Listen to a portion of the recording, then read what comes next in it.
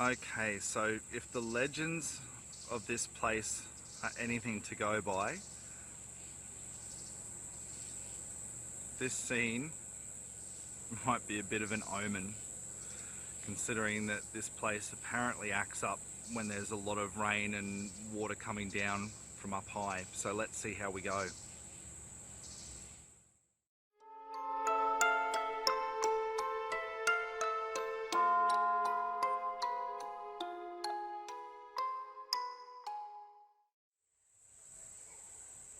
And welcome to the very last Postcards from the Fringe video for this little series, at least up in North Queensland.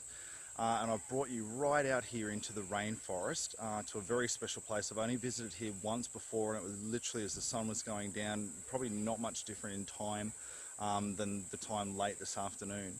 Now, quite surprisingly, there's a ton of people here. It's still in the mid-30s. It's so humid you could almost cut the air with a knife. So it's no surprise that some people have come here to have a swim. But I'm going to flip everybody around for a second, and I'm just going to show you where I am. Okay, so we're at Babinda Boulders, or what is better known as the Devil's Pool Walk. Now, as you can see from the sign here, it doesn't pull any punches.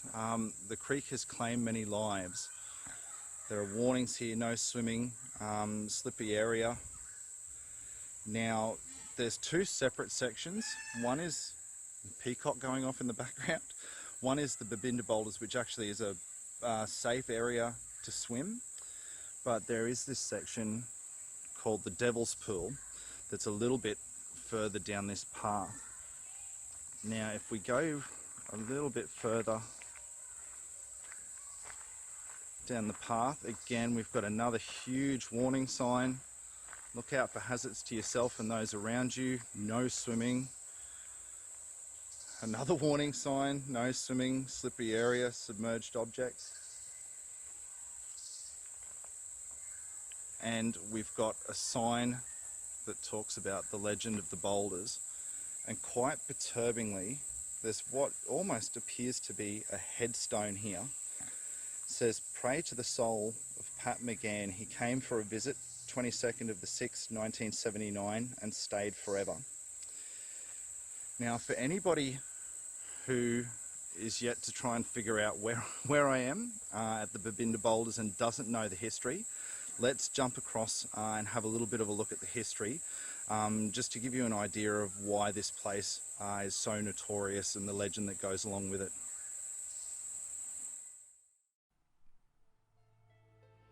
A recent Gizmodo article sums up the area perfectly.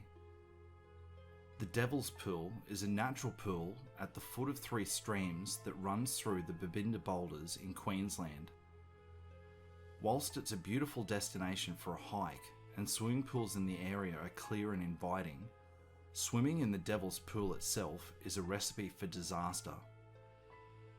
17 people have drowned in the deceptively lush waters since 1959, and even more fatalities have been unearthed in earlier newspaper clippings.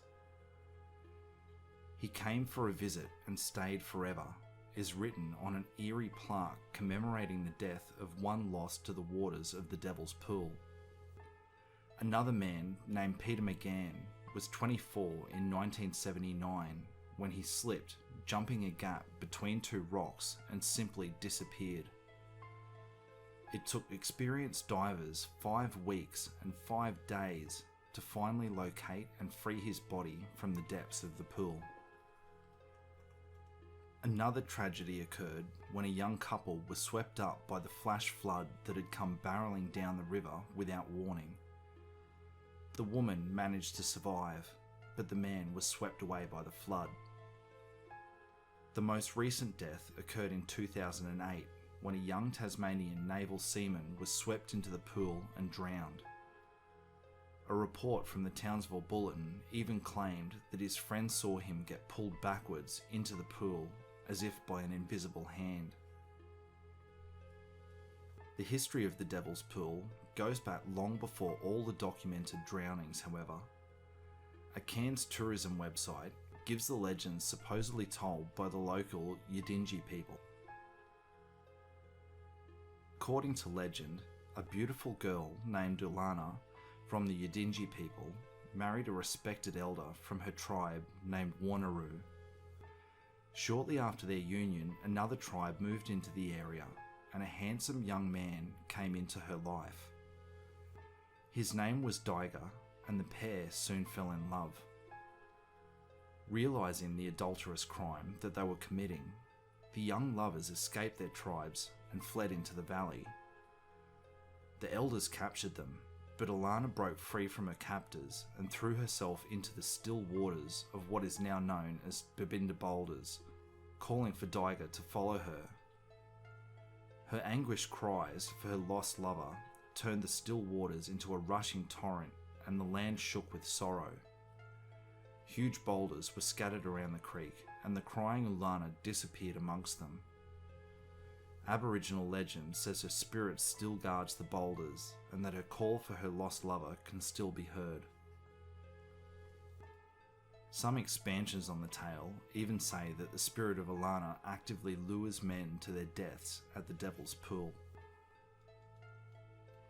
Of course, a number of other natural features of the waterways around the Babinda Boulders lead to dangerous conditions for swimming.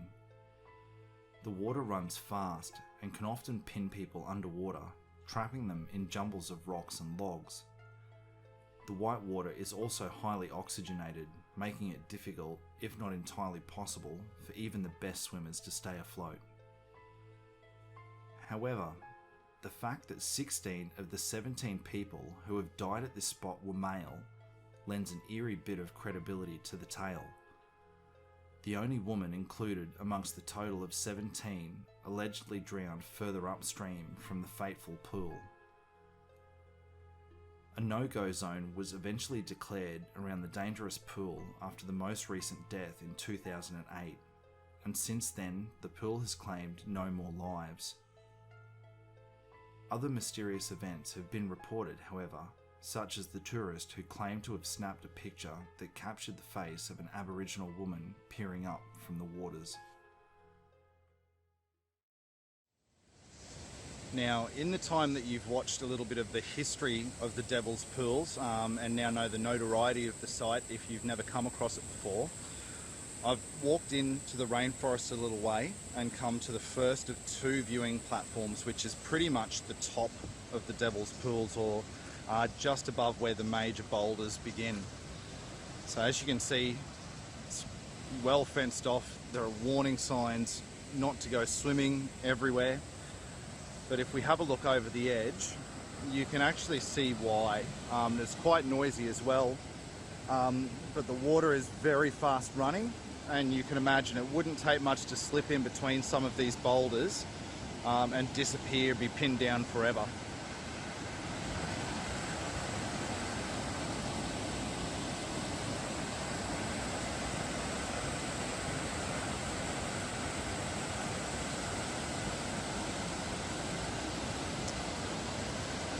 So with that said, what we might do is head even deeper into the rainforest here, and believe me, the rainforest is absolutely primordial, being just slightly south of Cairns.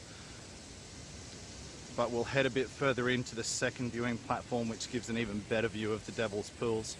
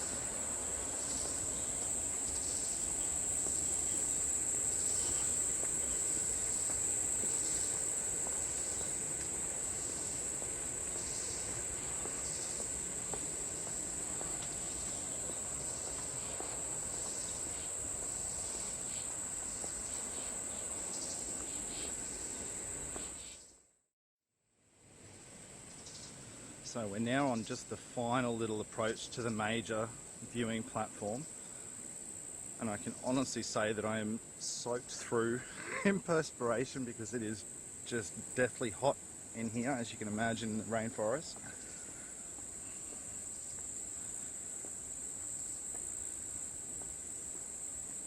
Again, Cairns City Council hasn't scrimped on the danger signs to warn people, although there are paths that have been cut down through the bush everywhere, so still quite a few people who go swimming here and take their lives into their hands.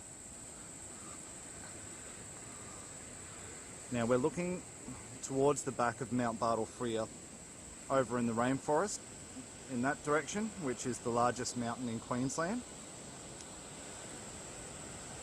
And this is the Devil's Pools.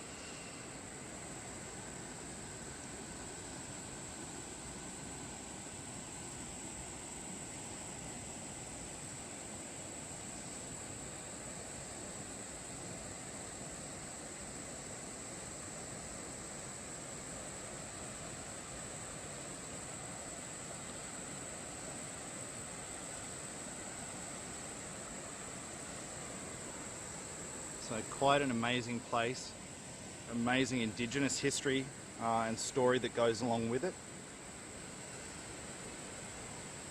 As you can see, and I'll see if I can zoom this in.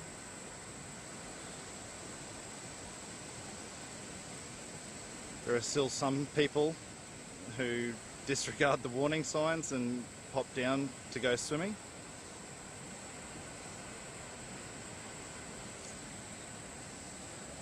However, I'm going to throw caution to the wind and not go swimming, although I may go for a fall into the water at the Babinda Boulders further up in the safe swimming area. So there you go.